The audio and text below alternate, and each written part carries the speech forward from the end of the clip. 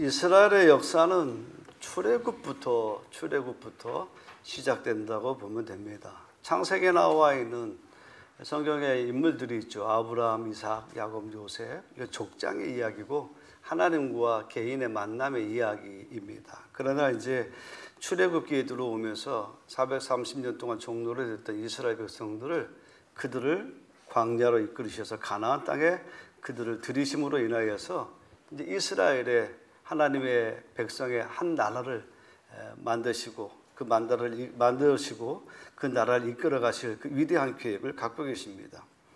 이스라엘 백성들이 애굽에서 나와서 한 3개월 정도 홍해 바다 지나서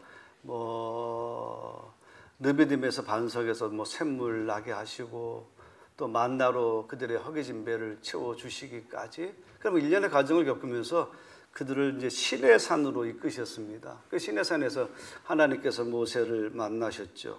그것이 이제 19장, 출애굽기 19장, 20장에서는 이제 10계명을 설명하시고 24장에서는 돌판에 새겨서 10계명을 주십니다.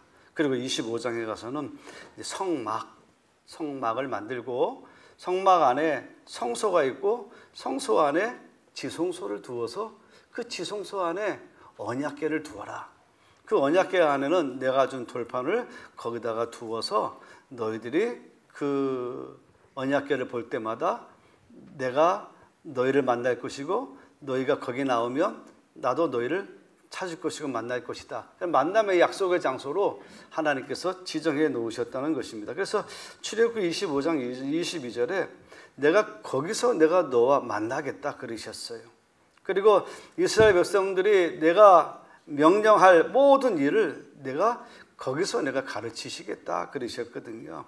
사진 한번 볼까요? 그 언약궤가 어떻게 생겼는가 하면 길이는 1m, 높이는 한 68cm, 70cm 정도가 되고 양쪽에 장대가 있어서 그것을 제사장이 들고 갈 수 있도록 그렇게 만드셨습니다. 이 안에 이제 10계명 돌판이 있으니까 하나님의 약속의 말씀, 기록된 말씀, 그래서 언약 상자, 또 10계명이 담겨 있어서 율법에 그 법이 기록되어져 있는 돌판이 담겨져 있어서 법궤, 법을 담은 상자, 이렇게 이야기를 하거든요. 언약궤이든지 법궤이든지 간에 이거는 같이 쓰이는 말이기도 합니다. 근데 놀라운 것은 뭐냐면 이스라엘 백성들이 광야에 나와서 장정만 60만 명이니까 여자 아이들 노인분들 합하면 좋기 150에서 200만 명 정도 되죠. 어마어마한 인구입니다. 거기에다가 나올 때 이스라엘 백성들만 나온 것이 아니라 잡족, 이방인들, 아프리카 사람들, 그 다음에 아랍 사람들까지, 포로로 잡혀왔던 사람들까지 같이 자유함을 얻어서 이렇게 출애굽이 되어졌거든요. 근데 하나님이 그들을 인도하시는데 구름의 기둥과 불기둥으로 그들의 방향을 보이시고 그들의 갈 길을 알려주셨다는 이야기입니다.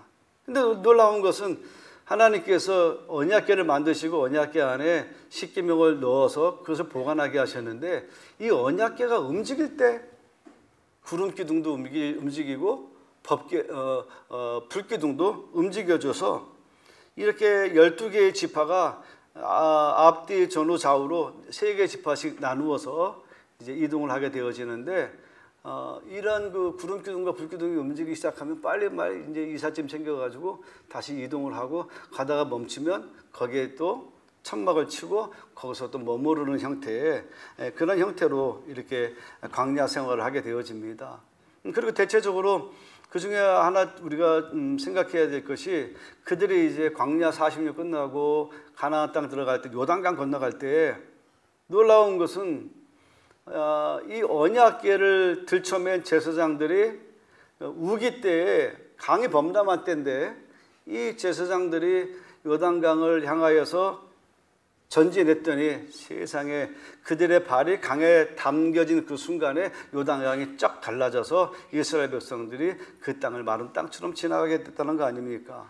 그리고 지나갔더니 그 앞에 이중벽으로 세워진 여리고성이 있었는데 여리고성을 언약궤를 앞세운 제사장들이 하루에 한 바퀴, 마지막 날 7바퀴를 돌고 소리를 질렀더니 그 성이 무너졌더라 라고 하는 성경의 이야기가 있습니다. 이와 같이 이 언약궤는 하나님 그 자체입니다. 이걸 볼 때 하나님을 보는 것이고 이곳에 서 있을 때 하나님 앞에 서 있는 감동과 또 감화가 있는 것이지요. 그래서 이 언약궤는 마치 비유를 말씀드리면 예수님 이후에 베드로 그 반석 위에 교회를 세운다 그랬잖아요. 그 세운 것처럼 신약시대 이후에 교회가 세워졌다고 한다면 구약시대 때에 하나님의 우리를 만나시기로 작정하시고 예정해 주신 곳이 있다고 한다면 바로 언약궤가 있는 곳입니다. 언약궤가 있는 곳. 그래서 이스라엘 백성들에게는 가장 신성하고 경외심이 가고 어떨 때는 두려움의 대상이 되기도 했어요. 그런데 놀라운 것은 이 언약궤를 메고 가는 이스라엘 백성들이 사무엘 시대 때인가요?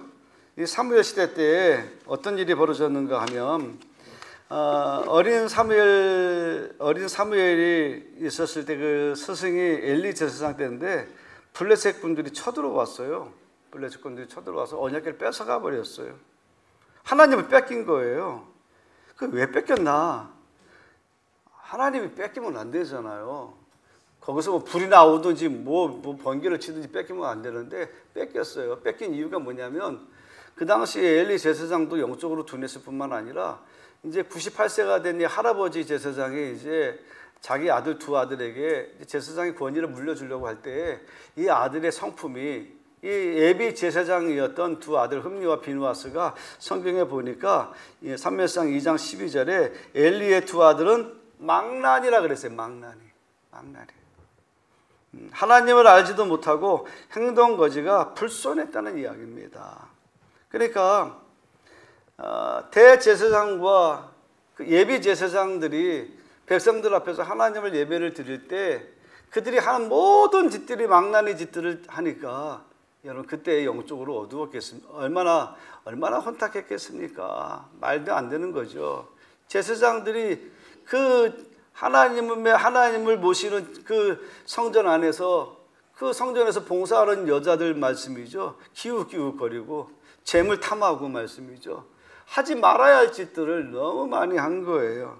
그래서 예배의 형식은 있었지만 그 예배는 하나님이 받으시기에 너무 훼손되어져 있고 더럽혀져 있어서 하나님께서 블레셋 군대가 이 거룩한 법궤를 뺏어 가는 것도 하나님께서 묵인하신 거예요.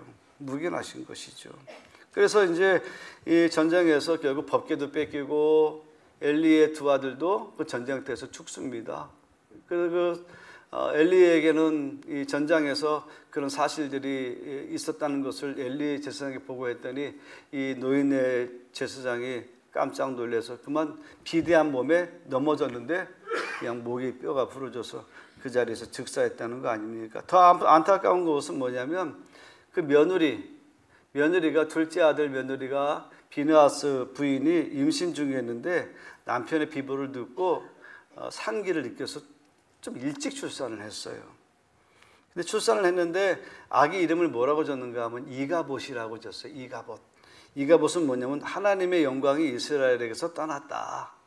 이런 이름을 지은 거죠. 시대를 반영한 이름을 지은 거예요.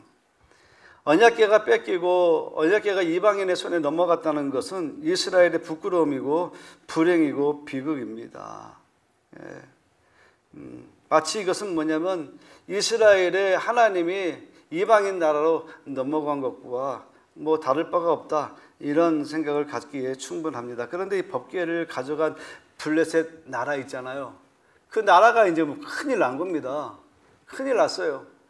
자기들이 믿는 다곤 신전에다가 두었는데 아침에 가보니까 다곤 신전이 어마어마한 돌상인데 이게 엎어져인 거예요. 이게 사람이 밀어서 이게 신상에 넘어지고 할 게 아닌데 이게 넘어져 있더라는 거예요. 그래서 하여튼 뭐 그걸 다시 세워서 제자리에 갖다 놨는데 그 다음날 갔더니 몸뚱아리만 있고 목이 잘리고 손목이 잘려서 이게 그것들이 막 나뒹굴고 있는 그런 상황이 된 거예요. 그래서 깜짝 놀라서 이거 큰일 났다 싶어가지고 옆 동네 아스돗으로 이 법궤를 옮겼어요. 그랬더니 그 마을이 전염병이 돌아서 갑자기 줄소상이 나는 거예요. 그래가지고 이게 안 되겠다 싶어가지고 가드로 옮겼어요. 옆 동네로 또 옮겼어요. 그때는 거기에는 악성 피부병이 돌아가지고 피부에 염증이 생기면 고름이 생겨가지고 이렇게 막 부어오르는 이런 피부병이 생겨가지고 이거 법궤가 가는 데마다 이거 사람 죽고 뭐 전염병이 도니까 이거 안 된다. 이거에서 옆 동네로 또 옮겼어요. 에그론이라고 옮겼는데 이번에는 에그론 주민들이 나와서 막았어요. 못 들어온다. 이거 니네 동네에서 이스라엘의 하나님 법궤를 모시고 저주받아서 너희들 초상 치르면서 왜 우리 동네로 오느냐. 막았어요. 그래서 무당들이 모여가지고 회의를 했어요. 이거 어떻게 하면 좋겠느냐. 회의했더니 이게 진짜 하나님이 하신 일인지 우연히 전염병이 퍼진 일인지 우리가 한번 시범해보자. 그래서 젖을 내는 암소 2마리에게 수레를 끌게 해서 거기에다가 이 법궤를 안치해서 벳세메스로 떠나보내보자. 얘네들이 자기 새끼 울음소리 듣고도 돌아오지 않고 한 번도 가보지 않은 길을 알아서 간다고 한다면 하나님이 우리를 저주하신 것이고, 이 가다가 이 암소가 새끼가 생각나서 돌아온다거나, 또 목적지가 벳세메스는 이스라엘 제사장 마을이거든요. 여기로 안 가고 다른 동네로 가면 이건 우연이다. 우연히 재난이 온 것이다. 근데 놀라운 것은 이 소들이 말씀이죠. 좌우로 치우치지 아니하고 이스라엘의 제사장 마을 벳세메스로 지키겠다는 거 아닙니까? 근데 또 놀라운 것은 뭐냐면 거기에 가서 있는데 벳세메스 제사장들이 당장의 법궤를 알아봤습니다. 소가 2마리가 뭐 하나 끌고 오는데 빛과 번쩍한 게 이게 법궤가 맞는 거예요. 제사장 마을이니까. 그래가지고 제사장 마을에 있는 사람들이 법궤를 보고 법궤 뚜껑을 열었네요. 뚜껑을 열었더니 하나님이 진노하셔가지고 그 마을 5만 7천 명이 죽었어요. 하나님의 거룩한 법궤를 함부로 만지고 뚜껑을 함부로 열었다고 하나님의 거룩이 훼손됐다고. 우리는 상상할 수 없는 일이지만 하나님은 못 참으시는 게 한 가지가 있습니다. 하나님의 이름을 더럽히는 거, 하나님의 거룩을 훼손시키는 거, 이거는 하나님이 견디지를 못하시는 거예요. 그래서 상위에서 이게 벳세메스 제사장 마을이 초토화가 되어지니까 옆 동네에 있는 기란 여아림, 이 아비나답의 집으로 일단 피신해서 옮겨놨습니다. 옮겨놔서 20년이 지났어요. 20년이 지나서 이제 다윗이 왕권을 잡은 다음에 이 다윗의 궁전으로 하나님의 언약궤를 모시려고 하는데, 언약궤를 모시는 과정 속에서 또 큰 사건이 벌어집니다. 결론은 이런 얘기예요. 아비나답의 집에 20년 있었는데 결과적으로는 그 법궤 때문에 아들이 죽어요. 객사를 하게 됩니다. 그리고 오벳에돔은 그 불완전한 법궤를 임시로 모셨는데 3개월밖에 안 모셨는데, 성경은 사무엘상 6장과 오늘 사무엘하 6장과 오늘 역대상 13장에 보면 그와 그 온 집이, 그 자손이 복을 받았다, 그렇게 이야기하고 있습니다. 아니 20년 모신 집은 끝에 가서 저주를 받고 3개월 모신 집은 놀라운 어마어마한 복을 받았다는 거, 뭔가 스토리가 있지 않겠습니까? 그 무슨 이유가 있지 않겠습니까? 그 이유 첫 번째는 뭐냐면 아비나답의 집은 하나님을 자기 중심으로 모셨어요. 자기 편한 대로. 자기가 모시고 싶은 대로 모신 거예요. 오벳에돔은요, 오직 하나님의 방법대로 모셨어요.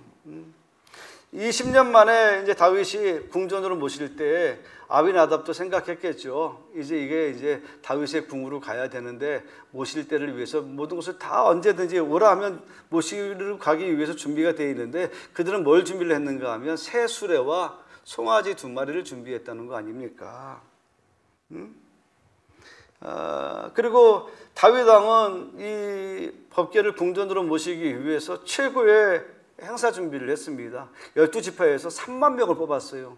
인물 좋고 목소리 좋은 사람들로 뽑아서 양쪽에 도열해서 법궤가 지나가는 자리에서 하나님을 찬양하겠다는 이야기 아닙니까? 완벽한 행사입니다. 그런데 이 언약궤를 이 송아지 2마리의 수레에 실어서 가다가 어떤 일이 벌어졌는가 하면, 이 송아지가 그만 성경에는 그 내용이 나와 있지 않으니까 어떤 이유에서인지 몰라도 얘네들이 몸부림을 치는 바람에 이 언약궤가 이 마차에서 떨어지는 상황이 된 겁니다. 근데 그래서 이 아비나답의 아들이 떨어지지 말라고 붙잡았거든요. 붙잡았는데 하나님이 우사를 뭐라고 말했는가 하면 진노하셔서 그를 치셨다 그랬어요. 그건 곧 죽었다는 이야기예요. 거룩하신 하나님의 언약궤가 어떤 이유에서 동물이 깜짝 놀라서 아마도 이 동물이 그 당시에는 두 가지 이유가 있습니다. 첫째는 뭐냐면 비포장도로니까 뭐 꿀렁꿀렁꿀렁 하다 보면 뭐 그럴 수 있죠. 그리고 두 번째는 뭐냐면 3만 명이 넘는 인파가 몰려와서 소란스럽게 막 악기를 두드리고 막 여호와를 찬양하고 막 소리를 지르니 이 송아지들이 얼마나 놀랐겠습니까? 그럴 수 있어요. 그런데 그래서 뭐 어떤 환경적인 요인에서 이게 마차에서 추락할 것 같으니 우사가 잡았는데 왜 이 아들을 죽이느냐고요? 왜 죽이느냐고요? 그걸로 봐서는 하나님 너무하시다라고 생각할 수 있는데 하나님이 진노하신 이유는 단순히 만졌기 때문에 하나님이 진노하신다는 것은 이거는 조금 우리 하나님 인격적인 하나님 앞에 맞지가 않아요. 그래서 이게 도무지 내 상식으로도 우리 상식으로도 제 상식으로도 나라도 믿음 없는 나라도 그 하나님의 법궤가 흔들려서 떨어지면 나라도 가서 잡아야 되는데 그걸 잡았다고 죽이시면 누가 그거 하나님 믿겠습니까? 무서워서. 그 하나님 이게 도대체 뭔가? 그래서 제가 이제 그림을 준비를 해봤어요. 자, 한번 그림 보시죠. 원래 법궤는 제사장들이 복장을 채비하고 어깨에 메고 가야 되는 거거든요. 근데 아래 그림은 뭐예요? 소가 끄는 마차에 법궤를 모시고 갔단 말씀이죠. 이 두 그림을 보면서 어떤 느낌이 듭니까? 여기에서 해답을 봐야 되는데 여기에서 그 답이 정답인데요. 첫째는 아래 그림은 이 소에 끌고 가는 것은 아주 멋있는 마차에 아주 보기 좋은 사람들 보기에 아주 멋져 보이는 뭐 그런 모습들입니다. 그리고 편하잖아요. 사람들이 끌고 가는 거, 아이고 저거 얼마나 무거워, 불편하고 말이야.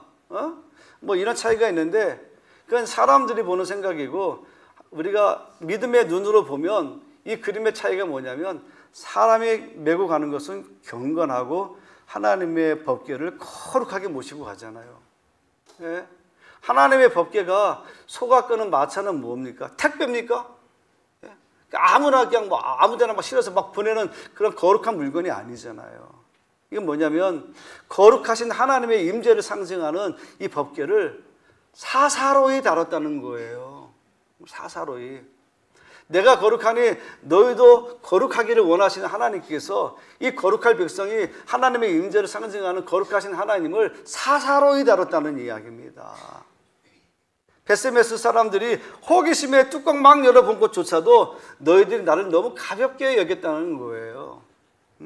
두 번째는 뭐냐면 이 수레를 이끌어갈 이 우사와 아유 두 아들이 있지 않습니까? 그 아들은 책임이 뭡니까? 마차가 제대로 갈 수 있도록 옆에서 보호해주는 역할을 해야 되잖아요.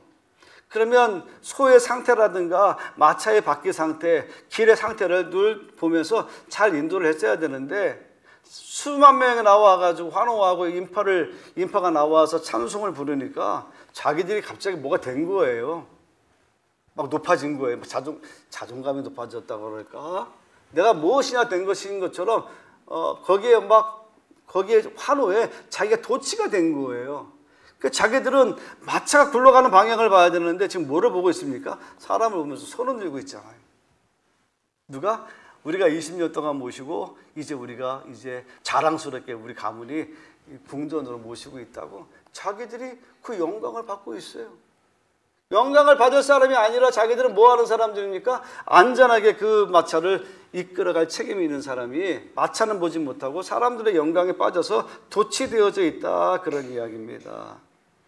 그러니까 결국에는 하나님께서 그 책임을 다하지 못한 것에 대해서 하나님께서 책임을 물으셔서 가볍게 여기는 그 행동에 대해서 하나님이 진노하신 것이죠. 그래서 여러분, 불편해도 하나님의 방법대로 살아야 됩니다.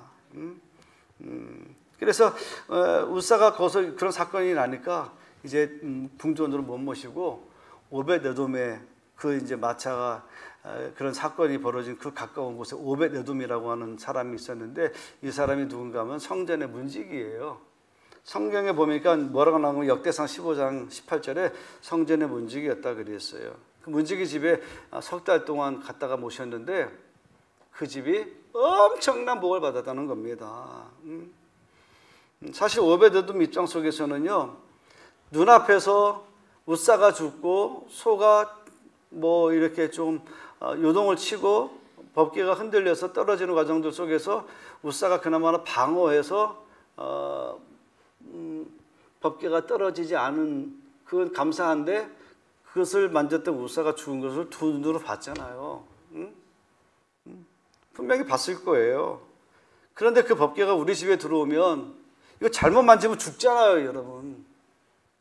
어디 무서워서 그 법궤 모시겠습니까? 근데 두 가지죠. 첫 번째는 다윗 임금이 오벳에돔에 갖다가 두어라.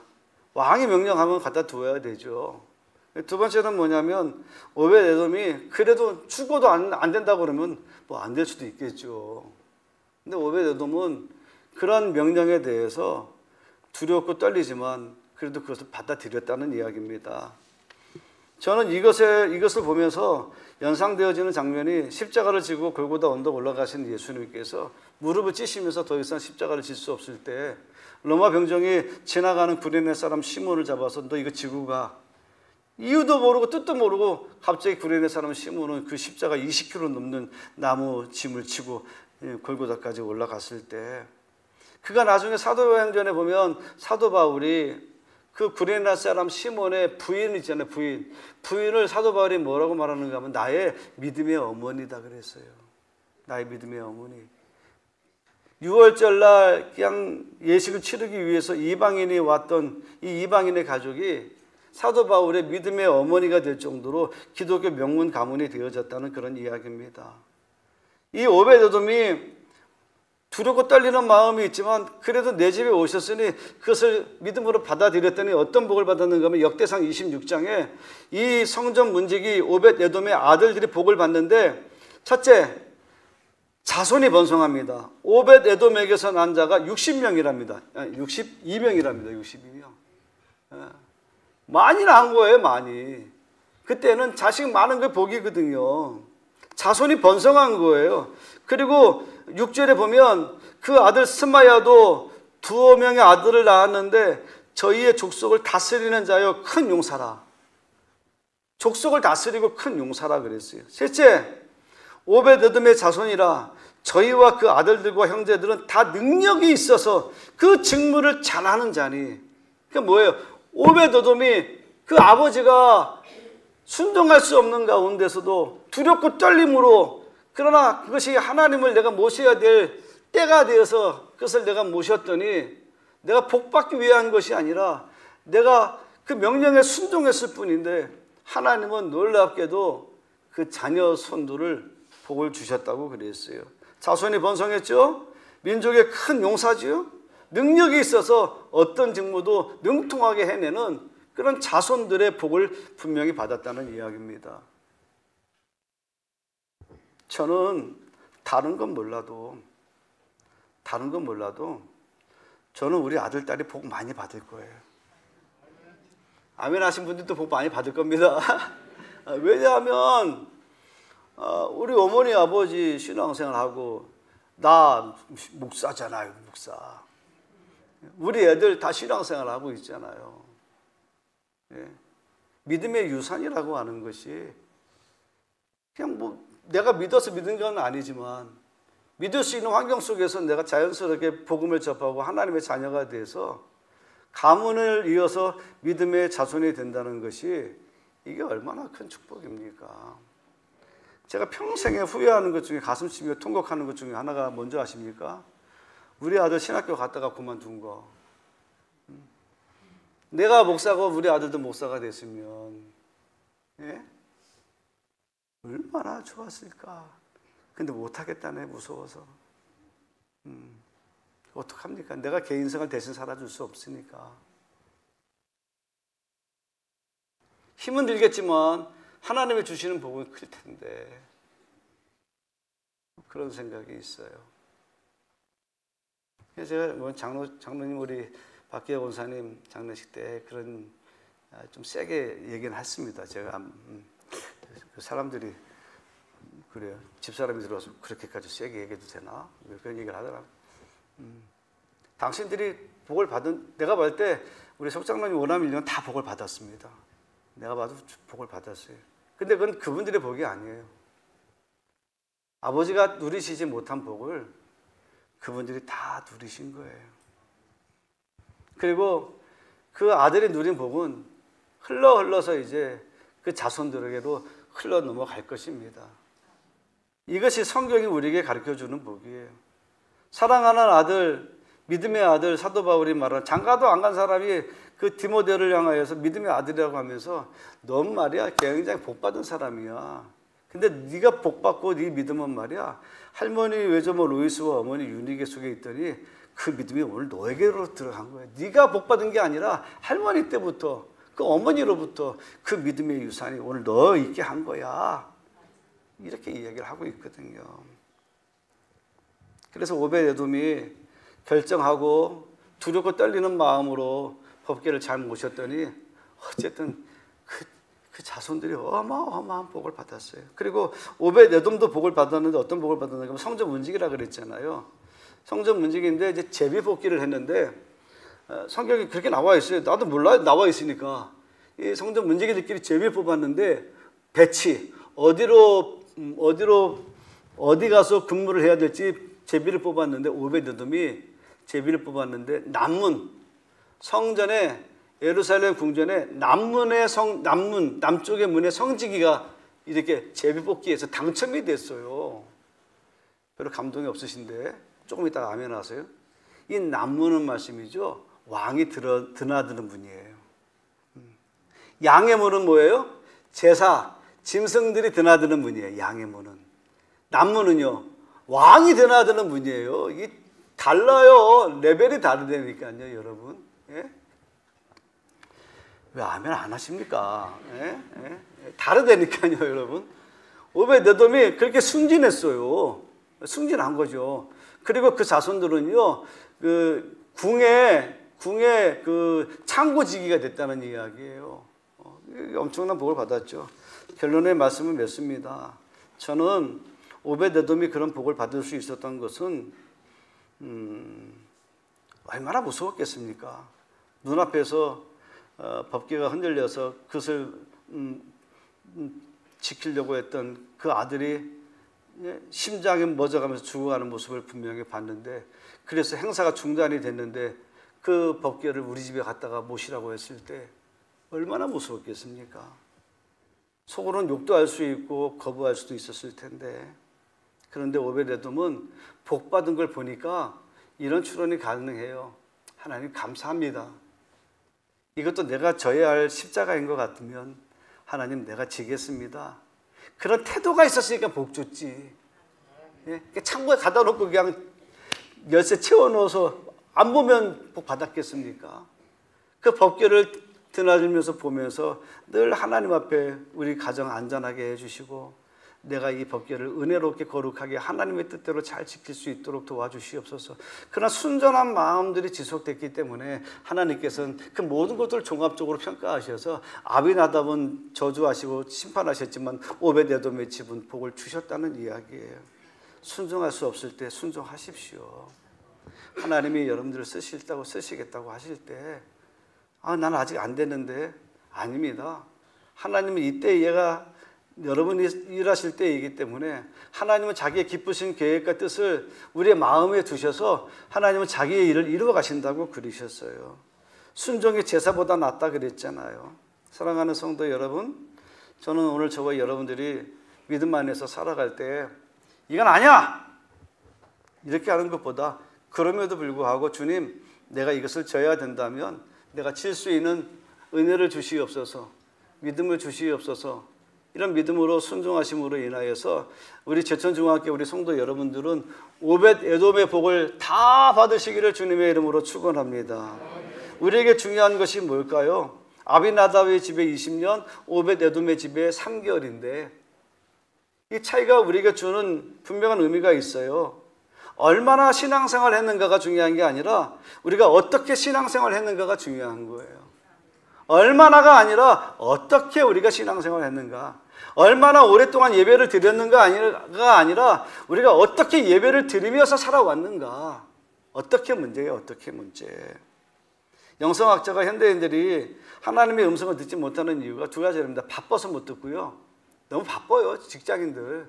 너무 바빠요.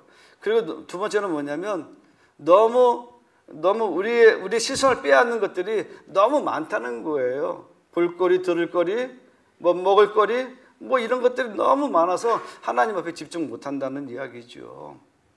그래도 여러분, 우리 복 받고 살아야 되잖아요. 복 받고 살아야 되잖아요. 이미 우리는 복이 왔잖아요. 이제 이 복을 받았으니 여러분, 이 복이 여러분의 가문 또 여러분의 자손으로 흘러가는 오벳 에돔의 복. 그러니까 오벳 에돔은 나도 복 받았지만 누가 더 복 받았습니까? 자식들이 복 받았어요. 어떻게 해요? 순종할 수 없을 때 순종했어요. 모든 사람이 나는 뭐 안 한다 그럴 때 나라도 그 십자가 지고 가겠다고 그랬을 때 하나님께서 그런 복을 주셨으니 여러분, 우리는 주님 앞에서 아니요가 아니라 주님 말씀하시면 내가 가겠습니다. 주님 말씀하시면 서라 하시면 내가 서겠습니다. 이런 순종하는 모습으로 우리 제천중앙교회 우리 성도 여러분들이 큰 복 받는 은혜의 역사가 일어나시기를 주님의 이름으로 축원합니다.